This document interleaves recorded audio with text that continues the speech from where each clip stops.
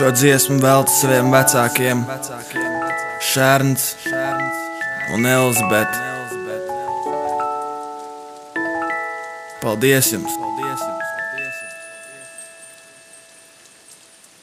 Katru rītu es pamodīšos laimīgs, nejutīšos ik ne brīdi noskumis un vainīgs. Līdz brīdim, kad būs kāds, kuru droši varu paļauties, izrunāt viņu vārdu spēju es atļauties. Tā ir mana mīļā māte un mans dārgais tēvs, kas visu dzīvi bijis mans lielākais spēks. Un mans grēks nolaist rokas viņu acu priekšā, grūtos brīžos viņus abus apskaujas ciešāk.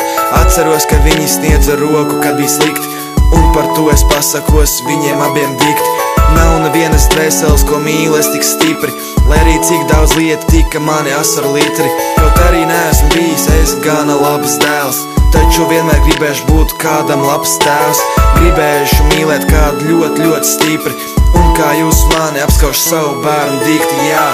Es nezināju, kā šīs rokas, kas savu dienu darba gūs, uz stundas mani taisnēs mokas, un arī manu elpu jūs. Es paldies saku jums, ka spēju tagad dzīvot, pilnvērtīgi smaidot, no visas sirds mīlot. Bez jums es kā gaisma bez tūmas, pēc jums katru dienu skumst, jā, to es saku no sirds. Mana dvēsele mirdz, kad jūs atrodaties blakām, jūs atbalsts silts, kad guļu slims gultā, un arī, kad es trenējos vai sēžu skolā stundās, jūs par mani uztraucaties, liekat būt mundram. Kaut arī man ir sava dzīve, uzdevumi priekšā, domāšu par jums, sniegšu savu roku biežāk.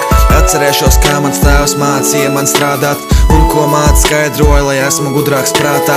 Galu galā esmu tagad paaudzies un jūtu, ka esmu daudz ko sastrādājis, pieļāvis daudz kļūdu, bet jūs man dzīvot mācījāt, jo cīnītājs es kļuvu, un par godu jums es savu uzvaru jau guvu. Jā, māt, tēvs, es mīlu jūs no visas savas sirds. Jā. Es nezināju,